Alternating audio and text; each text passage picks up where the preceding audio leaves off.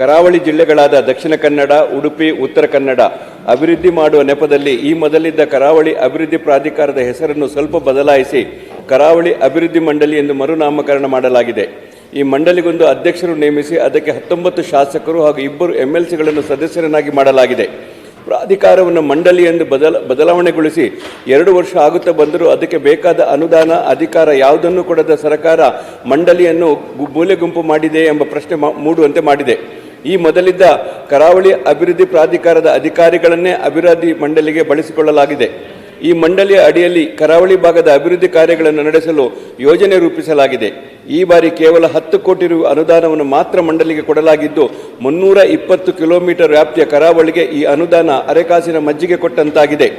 ಈ ಮೊದಲು ಮಲೆನಾಡು ಅಭಿವೃದ್ಧಿ ಪ್ರಾಧಿಕಾರ ವ್ಯಾಪ್ತಿಯಲ್ಲಿದ್ದ ಸುಳ್ಯ, ಪುತ್ತೂರು, ಕಾರ್ಕಳ ಹಾಗೂ ಬೆಳತಂಗಡಿ ಸೇರಿ ಕರಾವಳಿಯ ಕೆಲವು ತಾಲೂಕುಗಳು ಕರಾವಳಿಯ ಅಭಿವೃದ್ಧಿ ಮಂಡಳಿಗೆ ಸೇರ್ಪಡೆಯಾಗಿದೆ.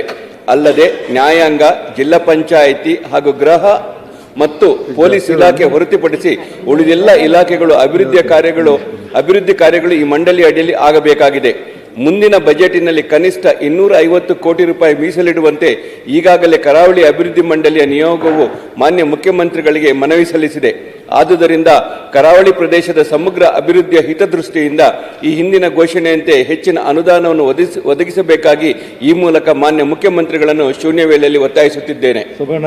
ಸಭಾಪತಿಗಳೇ, ಮುಖ್ಯಮಂತ್ರಿಗಳಿಂದ ಉತ್ತರ ಒದಗಿಸಲಾಗುವುದು.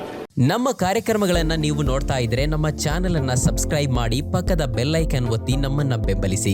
ಹಾಗೆ ನಮ್ಮ ಕಾರ್ಯಕ್ರಮಗಳನ್ನ ಲೈಕ್ ಮಾಡಿ, ಕಮೆಂಟ್ ಮಾಡಿ, ಅದನ್ನ ಬೇರೆಯವರಿಗೂ ವಾಟ್ಸ್ಆಪ್ ಮೂಲಕ ಶೇರ್ ಮಾಡಿ. ನೀವು ಹೀಗೆ ಮಾಡಿದಾಗ ನಮ್ಮ ಚಾನೆಲ್ ಮತ್ತಷ್ಟು ಜನರಿಗೆ ತಲುಪಲು ನೀವು ನಮ್ಮೊಂದಿಗೆ ಸಹಕರಿಸಿದ ಹಾಗಾಗುತ್ತೆ. ಇದು ನೀವು ಯಾವುದೇ ಖರ್ಚಿಲ್ಲದೆ ಕೆಲವೇ ಸೆಕೆಂಡುಗಳಲ್ಲಿ ನೀಡಬಹುದಾದ ಸಹಕಾರ. ಧನ್ಯವಾದಗಳು.